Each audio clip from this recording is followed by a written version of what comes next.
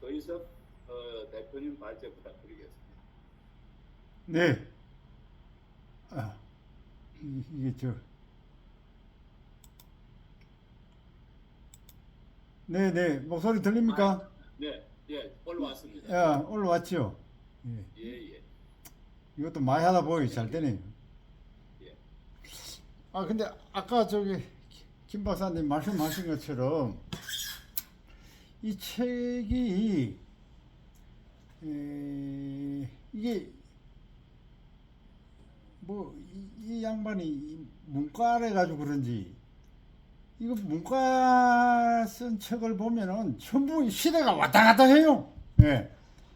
저는 이과 같은 사람은 딱 연대순으로 쫙 하면 했던 얘기를 또 안 하거든. 그런데 이 책은 했던 얘기를 또 하고, 또 이 책의 특징이 뭐냐면 대부분 인용을 했어요. 인용을 해가지고 이게 저자의 얘기인지 인용했는 얘기인지 참 이걸 참 발제 요약하기가 어려웠습니다. 그리고 이번에 또 신백훈 박사님이 이거 발제 도우미를 글을 보냈는데 너무 부실했어요 이번에는. 그래가지고 이걸 제가 이거 3일 동안 월화수 3일 동안 다른 일 안 하고 이 책만 봤습니다. 예. 그래가지고 이제 요약을 했는데,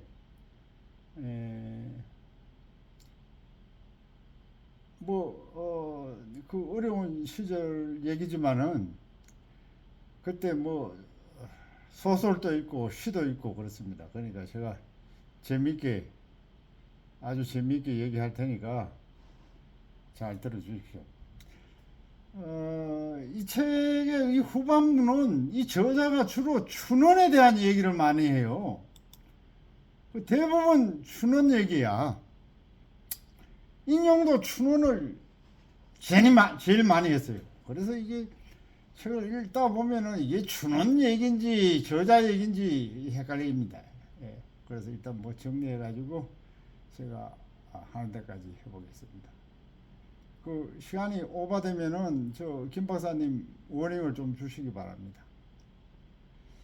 새마을 운동의 기원이 이광수의 동해운동이라고 이렇게 저자는 여기서 얘기하고 있어요. 그래서 우리가 예전에 이광수가 동해운동을 했는지 안 했는지 전혀 모르는데, 그때 또 이 저자가 이광수가 동해운동을 해가지고 새마을운동에 전신운동을 했다 이런 얘기입니다. 이광수는 여기 이 저자가 이 전반적으로 이광수를 좋게 써놨어요. 그래서 저도 이광수 말기에는 친일도 하고 월북도 되고 이래가지고 좀 안 좋은 사람이라고 생각했는데 이 책을 보니까 이광수가 전혀 그런 사람이 아니에요. 그리고 또 총 1892년생이니까 6.25 때 거의 한 60이 다 되다 보니까 친북을 했는지 정확하게 잘 모르겠습니다. 그 다음에 45년도 일제정권 말기에 창씨개명도 하고 또 징용 권장도 하고 이래가지고 반민족 거기 조사도 받고 그런 것 같습니다. 근데 여기는 어쨌든 이 책에서는 이광수 전문 시절에는 아주 훌륭한 분으로 나타나 있습니다. 그래서 동해운동은 지금으로 얘기하면은 새마을운동입니다. 그래서 그때는 너무 참 없으니까 그런지 이 가정청결 운동이 안 됐는 것 같아요. 그러니까 집안을에서 청결이 하지 않다 보니까 너무 또 질병이 많고, 그래서 이제 이광수가 젊은 시절에 그 오산학교 이승훈 씨가 설립한 오산학교의 교사 시절을 했다 그래요. 그때부터 이제 동해 운동을 했는데 주로 하는 거는 이제 가정 청결 운동, 그다음 절축을 하자. 이렇게 해서 이제 하늘은 스스로 돕는 자를 돕는다. 이래 해서 이제 절망하고 패배주의에 빠진 민족에게 우리도 할 수 있다 하는 그런 정신혁명을 일으켰습니다. 그 다음에 이제 박정희는 이순신 장군하고 안도산 이렇게 존경했는데요. 이순신은 이 박정희가 또 좋아하는 사람이 이순신도 좋아했지만 나폴레옹을 또 좋아했어요. 그래서 나폴레옹의 군인의 길을 간 사람이 박정희입니다. 그리고 이제 박정희가 대구 사범학교 다닐 때 이 교관이 아리케와 게이지라는 사람인데 이 사람이 추천해가지고 만주 공관학교 입교를 했거든요. 근데 이게 뭐냐 하면은 박정희는 사범학교 졸업하고 문경 가서 선생하고 이러다 보니까 이게 나이가 많아가지고 군에 못 갔어요. 만주서 안 받아줬어. 안 받아줬는데 또 그 다음에 또 보내도 안 받아줘요. 그래서 뭐 혈서를 쓰고 갔다는데 근데 뭐 이 좌파 역사학자들은 박정희가 일본에 뭐 아부한이라고 혈서를 써가지고 만주공관학교 입학했다 이렇게 얘기하는데 사실 그 혈서는 만주공관학교 입학하는데 큰 도움이 안 됐어요. 이때 이 사범학교 교관하던 이 아리카와 게이치 이 양반이 이제 대구 사범학교 다닐 때 박정희 보고 너는 딱 군인 타입이다. 너는 군에 가면 큰 성공할 수 있다 이렇게 희망을 줬거든요.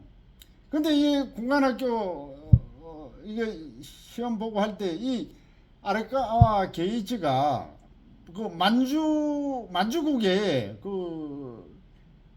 대위로 가서 근무를 하고 있었어요. 그래서 어떻게 그래가지고 그걸로 연이 닿아가지고 이 양반한테 부탁을 했더니 이 양반이 공관학교에 연락을 해가지고 그래 입교를 시켰거든요. 나이가 많아서 입교가 안 됐는데 이런 또 인연이 있어서 42년도에 수석 졸업을 하고 또 수석 졸업한 사람은 일본에 가서 44년도에 일본 육사 수석 졸업을 했죠. 그래서 이제 박정희가 친일파냐 했는데 이광수는 친일파가 아니다 해가지고 누구를 예를 들었는가 하면은 그 당시에 홍사익이라고 육군 중장이 있었어요. 근데 이 사람은 일본군 육군 중장까지 갔는데 거기 필리핀에 포로 수용소 소장을 했는가 봐. 그러다가 이제 메가더한테 이제 필리핀이 점령당해가지고 그래가지고 메가더가 이 홍사익을 잡아서 사형을 시키려고 그랬는데 우리나라에서 저 사람은 일본군에 있는 한국 사람을 구하기 위해서 엄청 힘을 쓰신 분이고 우리가 일본 중자이지만 이거 친일파는 아니다 이래가지고 구명운동을 벌인 적이 있었대요. 그런데 이광수가 뭐 이렇게 구명운동을 벌였지만 끝내는 메가드한테 미 점령군한테 사형을 당합니다. 이 홍사익 장군이. 그래서 그런 일이 있었고요. 박정희는 이 48년도에 여수반란 사건이 일어나가지고 군부 내의 빨갱이들을 다 정리하는 그런 운동을 숙군 운동이 일어났죠. 그래가지고 거기 49년 2월달에 박정희는 거기 빨갱이로 몰려가지고 사형을 선고받습니다. 그런데 그때 이제 박정희 그 저 동기인 김한일이하고 백선엽이가 구명운동을 해가지고 그래 이제 사형은 면하고 문관으로 근무하게 됐거든요. 문관으로 근무하다가 6.25 전쟁이 터져가지고 다시 군에 복귀합니다. 그래 이게 왜 군에 복귀하게 된가 하면은 6.25 전쟁이 터졌는데 박정희가 터지는 날 어디 있었냐 하면 고향 구미에 있었어요.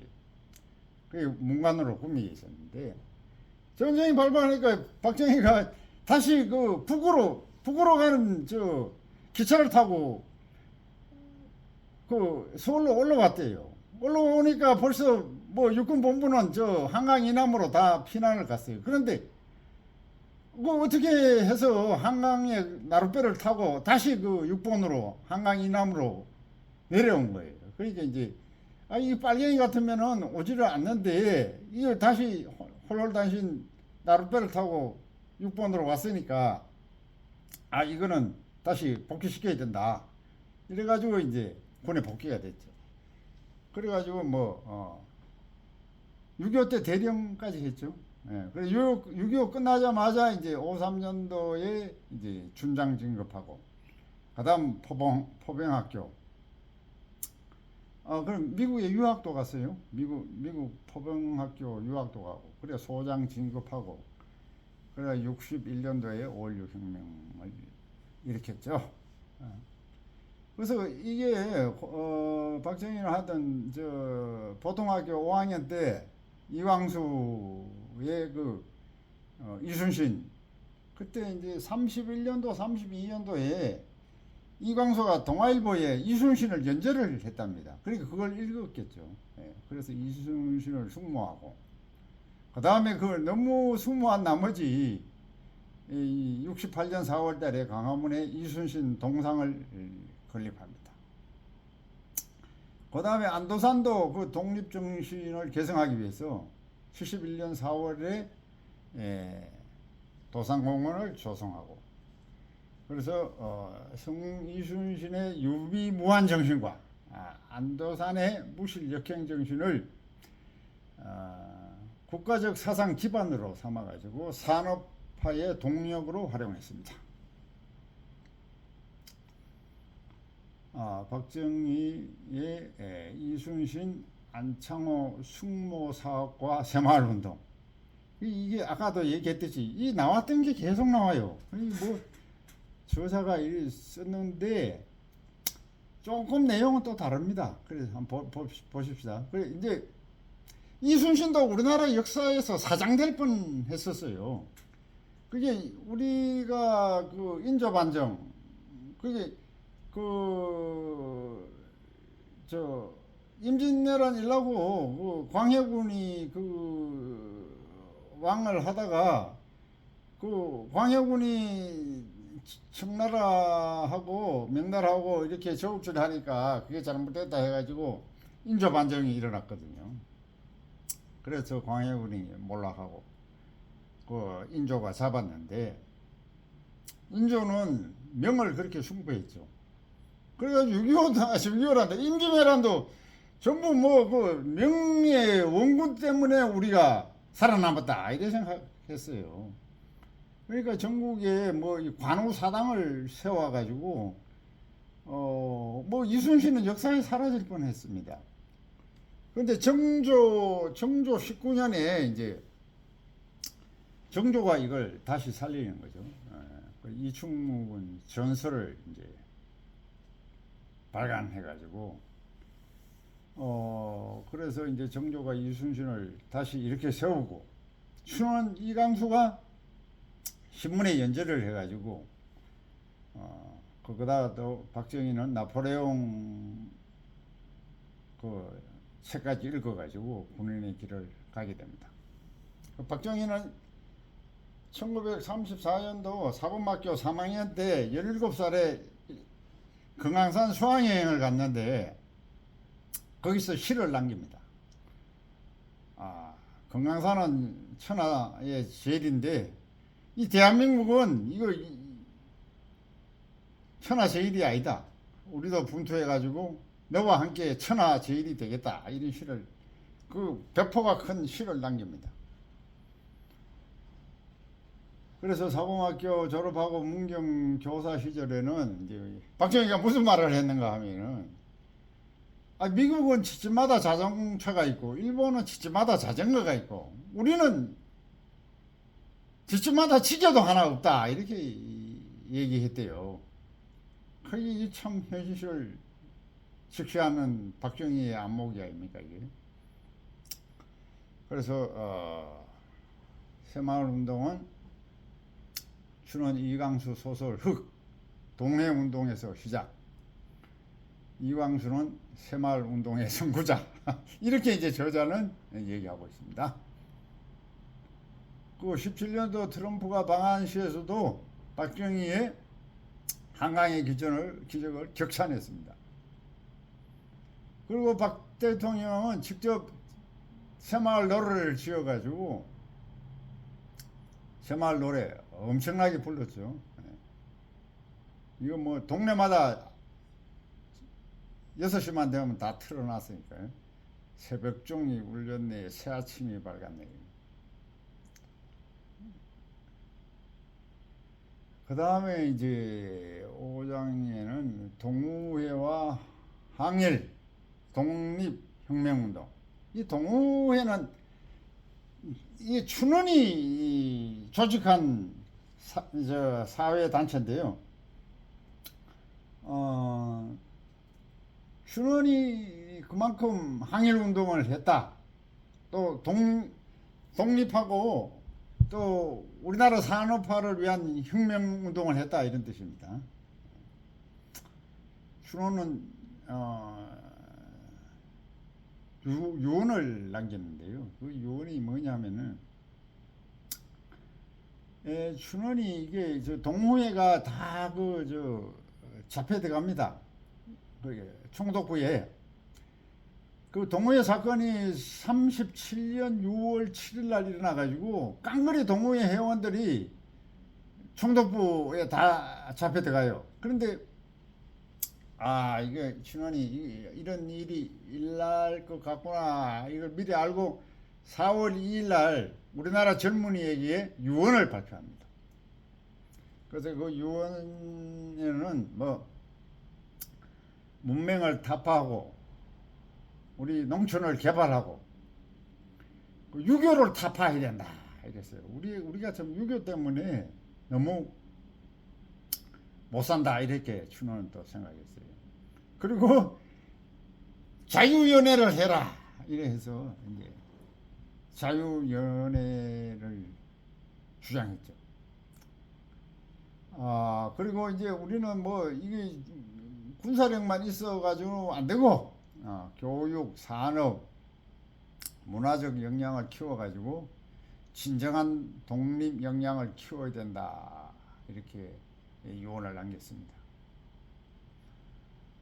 그 다음에 이제 동호회 해산 조치와 이광수 항일 독립운동. 그래서 이 36년 8월 27일 날 미나미 총통이, 총독부의 미나미 총통이 와가지고 이 사람이 이제 한 말이 내선일체다, 이렇게 얘기했어요. 이게 내선일체는 조선인과 일본인을 똑같이 취급한다, 이런 뜻인데, 그걸 역으로 해석하면은 독립운동하면 다 죽인다는 뜻이에요. 독립이 어디 있어? 이제 다 같은 하나인데, 이렇게 된 거죠. 그러니까 이제 37년 6월 7일 날 181명 동호회 회원이 총검거가 돼요.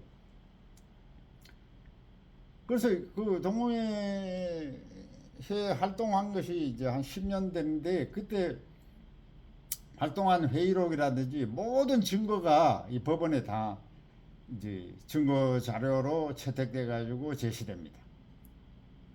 그래 됐지만 어쨌든 일본 판사들은 요새 이재명 정권 하에 판사들보다 더 아주 공정한 것 같아요. 41년 11월 17일에 경성 고등법원에서 전부 무죄 석방이 됩니다. 예, 이런 일이 있었습니다. 우리나라 판사들 순 도둑놈들. 예, 그 다음에 이제 일본 조선일보 얘기를 좀 합니다. 조선일보. 조선신문계의 무솔리니 이광수. 그 조선일보도 초기에는 회사가 엄청 어려웠어요. 그 주필이란 안주형이라는 사람은 뭐 신문 발행하면 신문지를 사야 되니까 이 신문지 사대니라고 가상을 다 탕진하고, 신문 기자 김물한이라는 사람은 1년치 급여도 못 받고 어려우니까.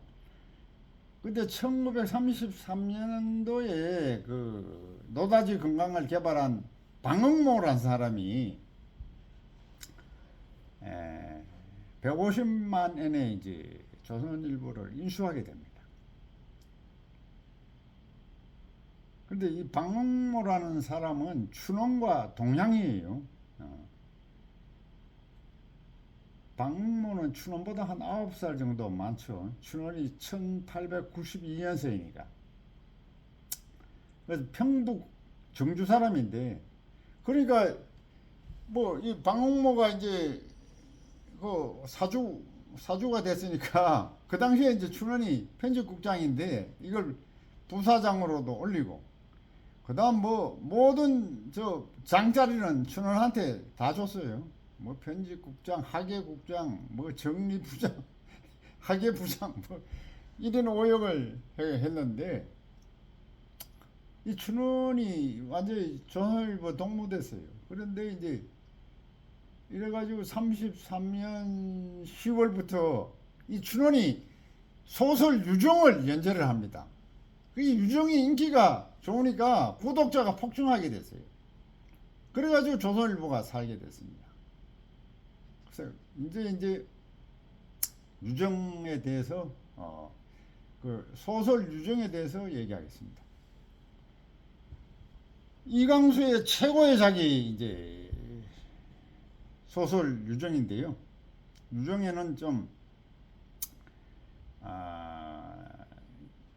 큰 뜻을 품고 우리나라를 개혁하자 이런 뜻이 좀 담겨 있다고 그래요. 그래서 내용의 줄거리는 이렇습니다. 독립운동을 했던 최석이라는 사람이 있었는데, 이 사람의 친구인 남백파라는 사람이 있었어요. 근데 남백파가 죽으면서 남백파의 처와 딸을 이제 최석한테 맡겼는데 이 남백파의 처도 일찍 죽어버려요. 그러니까 이 최석이 이제 그 친구의 딸을 키우게 됐죠. 키우는데 이 딸이 점점 크니까 말이죠, 뭐 이상한 소문이 도는 거야. 그리고 이 최석의 마누라부터 막 질투가 생기고, 이래가지고 아주 골치 아파가지고 뭐 두 사람 간에 뭐 어떤 정이 있었는지는 뭐 잘 모르겠습니다. 그래가지고 이제 최석이 나는 세상을 등지고 시베리아로 떠나버립니다.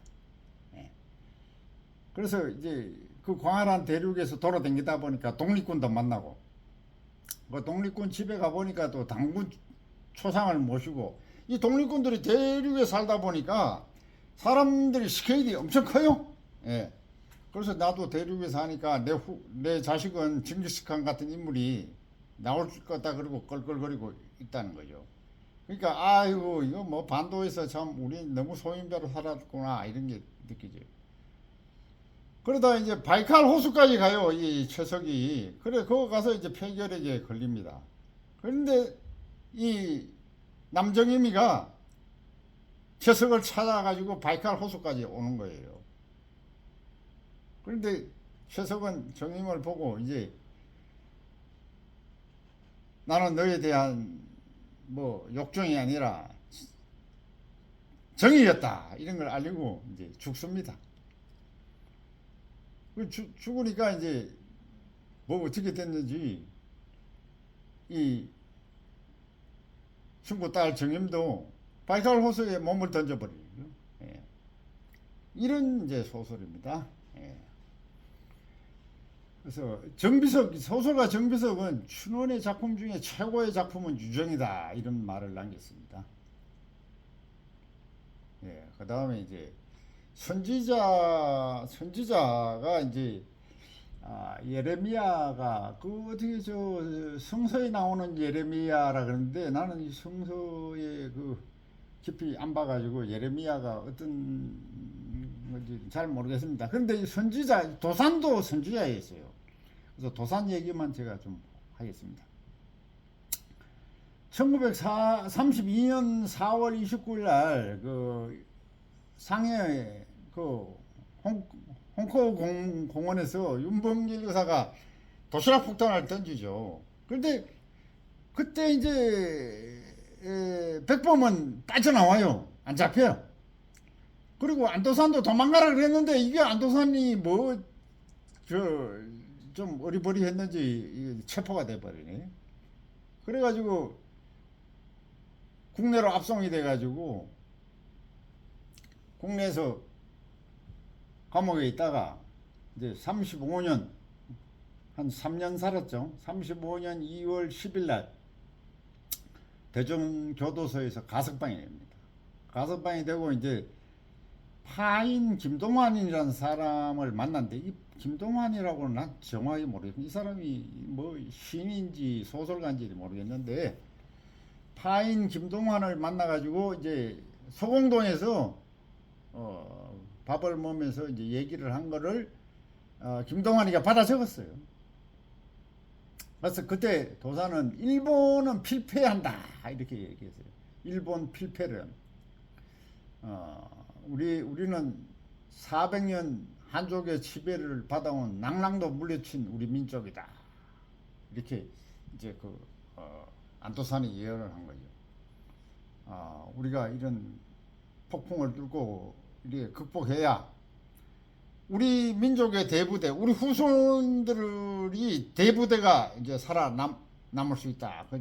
우리는 이게 살기 어렵지만 우리 후손들 대부대는 크게 중흥한다 이렇게 보신 거예요. 그리고 이거는 뭐 저 춘원도 그렇게 얘기했습니다. 기하기의 조선에서의 상공업 진흥책 이거 이제 교화기 얘기가 나옵니다. 여기서는 누가 얘기가 나오는가 하면 그 경성방직에 경성방직이 나오고 그 다음에는 그 저 화신백화점이 나와요. 그때 이제 교화기 때 우리나라 산업의 선구자죠.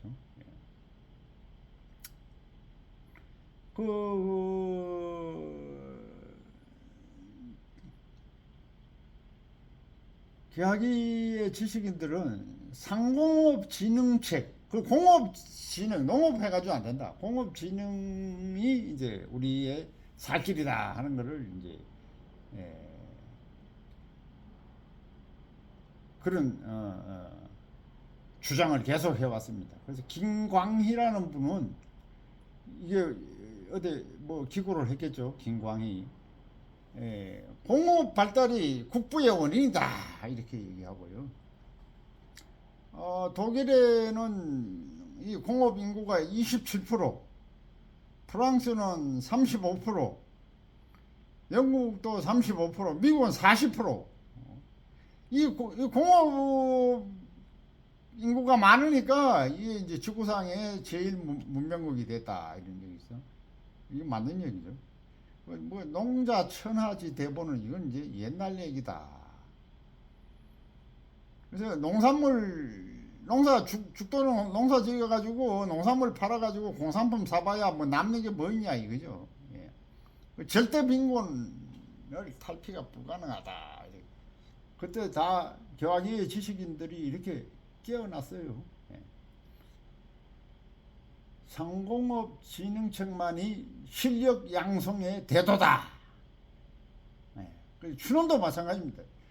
조선인이 이 가난에서 벗어날 길은 오직 상공업 진흥밖에 없다. 이렇게 또 강조했죠. 그래서 이광수가 대군 척후론이다. 산업화의 미래 비전을 제시했어요. 이광수도 이런 거 보면 대단하죠. 앞으로 우리나라 산업화가 일어날 거다. 이렇게 미래 비전도 제시하고 그 징조로 이제 경성방지와 그 박흥식의 화신을 얘기했습니다. 이광수도 이 역사에 대한 조예가 상당히 깊었네요. 이 1935년 4월달에 이광수가 뭐라고 했는가 하면은 영국의 17세기의 산업혁명이 일어나기 전에 농업혁명이 먼저 일어났다. 이걸 다 알고 있어요, 이광수. 아이, 대단해요. 이 엔클로저 운동이라고 하는 거는 이제 옛날에 그 토지 논밭이 이렇게 니논 내논이 없어요. 그러니까 이게 니꺼 내꺼 이게 논두렁이 없어. 그런 걸 이제 엔클로저는 니 땅 내 땅 해가지고 이제 그 테두리를 딱딱 해가지고 땅을 개인 소유 땅을 구분하니까 그럼 농업 혁명이 일어나고 또 땅 없는 사람은 아유 뭐 도시 나가서 먹고 살지 이러니까 도시로 나가니까 도시에 인구가 넘쳐가지고 그래 이제 산업혁명이 일어났다. 이것도 굉장한 발견입니다. 저도 이거는 여기서 처음 들었네요. 그 다음에 이제 소설 훅으로 이제 농업혁명을 이루고 대군 척후론으로 산업혁명을 이루자 이렇게죠. 예. 그 김성수 뒤에 경성방지 김성수 또 얘기 나옵니다. 그 다음 화신의 박흥식이. 이 박흥식 씨는, 그 다음에 그 뒤에가 이제 대군이 누구냐. 이제 삼성, LG, 현대, 포철 이런 것들이 이제 후세의 대군들이고, 앞에 척후 천병들은 이제 화신과 경성방직이었다. 이 경성방직도 대단하고, 이 박흥식 씨도 대단해요. 박흥식 씨는 1903년생이에요. 예. 평남 사람, 전부, 그때 잘 사는 사람들은 전부 이북 사람이네요. 춘원도 이북 사람. 아까, 방문모, 조선일보 인수한 사람도 북한 사람들. 그리고 이 사람은 16살에 한마 진남포에 나와가지고 쌀도 팔고, 객주, 술도 팔고 이런 것 같아요. 예. 그래서 1926년도에 이제 또 서울로 왔어요. 서울로 와가지고 신문사에 이제 종이를 납품해가지고 돈을 많이 벌었다 그래요. 그래가지고 이제 1936년도에 이제 지금 종각에다가 화신백화점을 세웠어요. 그 다음 100여 개 되는 화신연세점을 이렇게 이끌어가지고 이 박흥식이가 대단한 사람이죠. 네. 이거 말고 또 군수사업도 하고 일본이 밀어주는 거 김용상 기자 그거 유튜브에 보면은 변기도 만들었다 그래요. 그 다음 경성방직을 창업했다. 김성수는 아까 박흥식보다 나이가 한 10살 더 많나요. 1891년생. 춘원은 1892년생이니까 춘원보다 한 살 많네요. 그 동생이 이제 김연수. 이 사람들은 양부 생부 두 어른을 모시고 있었는데 양부 생부가 다 돈이 많았는가 봐요. 그래가지고 어쨌든 100만 원을 받아가지고 전액 한국 산업혁명에 투자를 했어요. 그래서 옛날에 이 시대에 돈 좀 있으면 그저 기생집이나 출입하고 방탕한 생활을 했는데 이 두 형제는 그러지 않았어요. 대단히 애국심이. 그래서 19년도 자본금 25만 원을 투입해 가지고 경성방직을 설립하고 100대 직기를 일본에서 구입하고, 그때 이제 같이 일한 사람들이 박영효. 이 박영효 유명한 사람이죠. 이 사람도 경성방직의 사장으로 좀 있었어요. 이강연, 박용희, 김연수.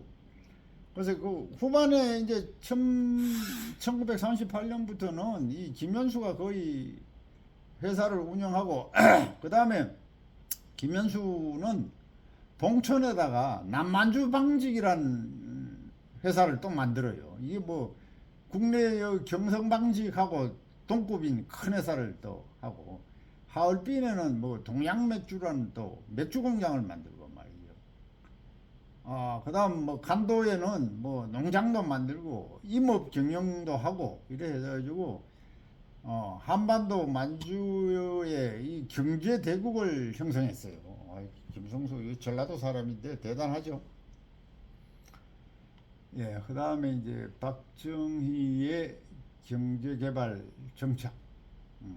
그 춘원이 이제 1933년도에 만주국에 말이죠, 산업 박람회가 있었다 그래요.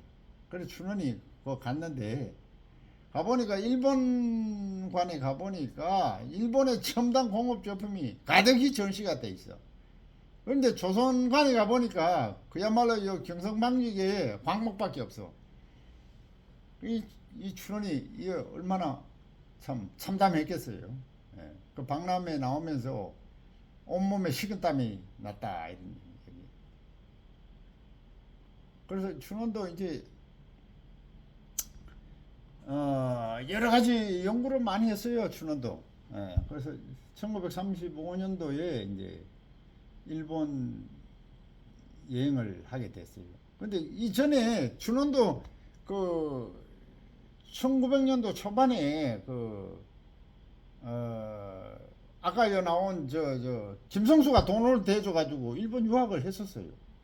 해가지고 그때 하고 또 35년도 한 30년 지나가지고 일본에 또 가보니까 깜짝 놀란 거예요. 일본이 그렇게 발달되어 있었는 거예요. 그래서 이 준원이 깨달았어요. 우리도 산업화해야 일본을 이길 수 있지 다른 방법이 없다. 이런 걸 깨달았죠.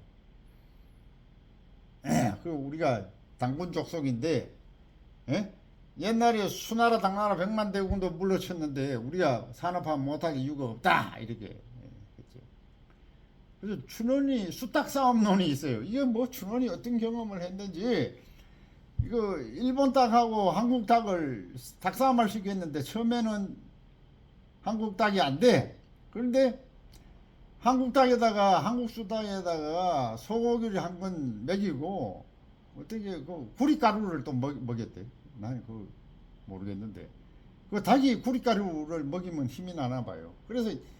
그래가지고 쇠고기 한 번 구리가루 2돈 먹여가지고 이 싸움을 붙이는 일본 수닭을 이겨버렸어요. 그래가지고 이제 이 춘원이 우리도 이 쇠고기는 교육이고 또 구리가루 이거는 산업이다.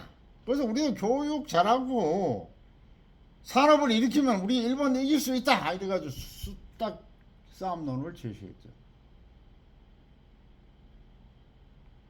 또 이 김기림이라는 사람이 나오는데, 이 김기림이라는 사람은 처음 보는 사람인데요. 이 저자가 말이죠, 이렇게 희귀한 사람들을 이렇게 잘 드러내네요.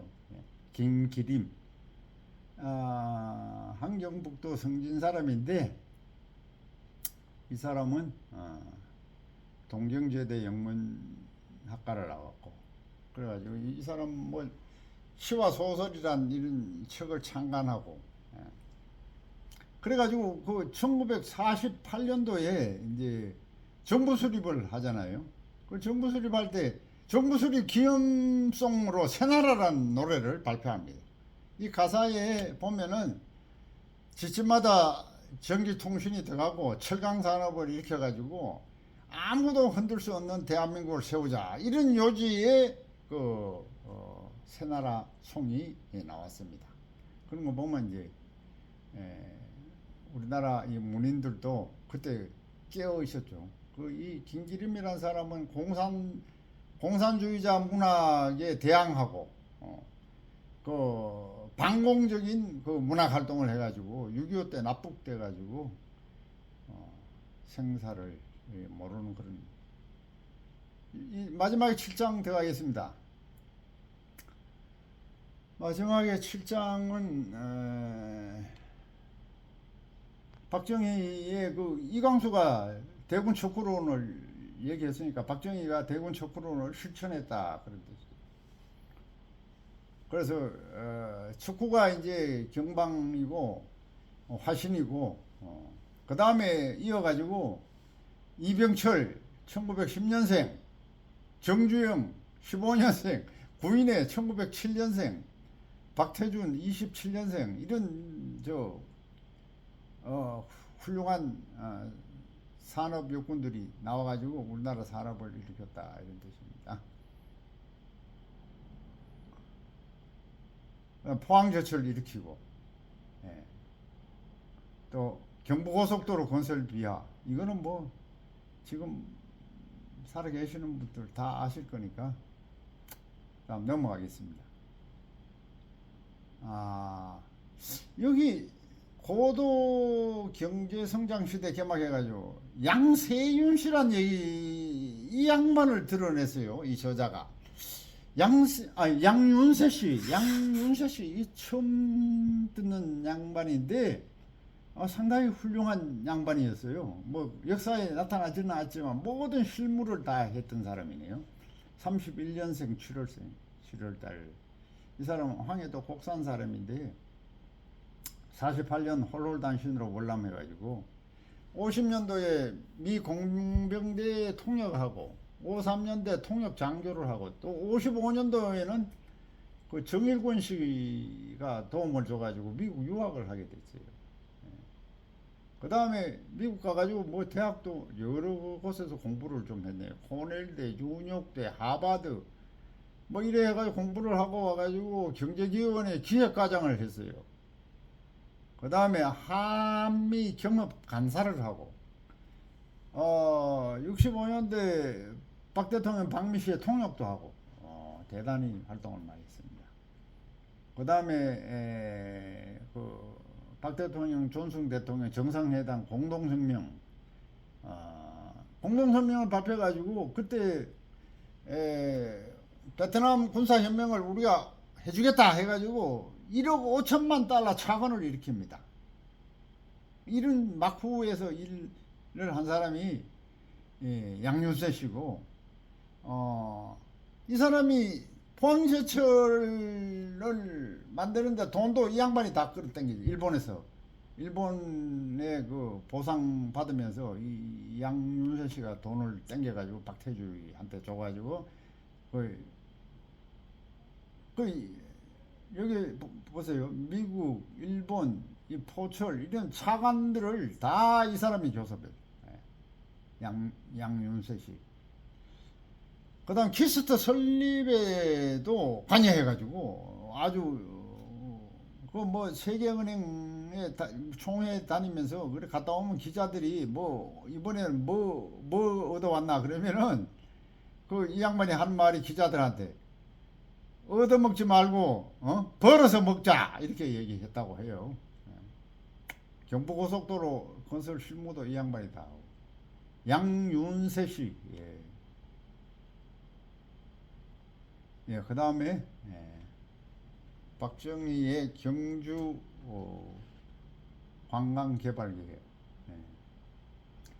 저기요. 예. 제가 지금 김병헌 박사님이 문자에 저기 채팅창에 올려도 안 보시는데 지금 시간이요. 예. 우리가 9시까지인데 질의응답도 없이 그러니까 시간 조정들을 받지. 그래 아까 내가 얘기했잖아요. 시간 되면 얘기 좀 해달라고. 아니 우리가 9시 반까지니까 지금 이제 뒷부분은 우리가 다 아는 얘기니까 짧게 끝내실 수 있을 걸로 보고 제가 대기를 하고 있는 거예요. 그래요? 얘기하세요. 9시 반까지 우리가 하지 않습니까? 예, 하세요. 예. 이제 아이고. 뒷부분은 거의 아는 사람들. 아는 사항인데요. 이거 하나하나 보니까 재밌어요. 그래 내가 나도 처음에 이 책을 볼 때 이거 볼 것도 없다고 봤는데 하나하나 보니까 재밌어가지고 3일 동안 꼬박 봤다니까요. 예. 이 천마총 얘기, 관광 개발 얘기, 뭐 이건 뒤에 읽어 보셔도 되겠고 여기 이제 이 천마총의 그 저 그림의 재료가 자작나무로 돼 있다. 근데 이 자작나무 얘기가 나오니까 이 저자가 이 자작나무 실을 올렸어요. 그래서 이 자작나무 백석. 이 백석이 누구냐 하면은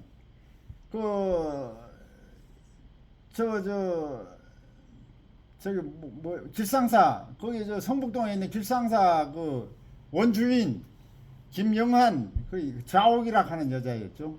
자야라는 여자. 그 기생에 옛날에 흠모했던 애인이 백석입니다. 그래서 나 그 자야 얘기를 들었지만은 이 백석이라는 얘기도 들었는데 이 백석이 그렇게 또 훌륭한 분인지 몰랐어요. 그냥 뭐 문단에 이름도 없는 사람인 줄 알았는데 그래서 그 김영한이가 1999년도에 죽었죠. 그때 죽으면서 이제 그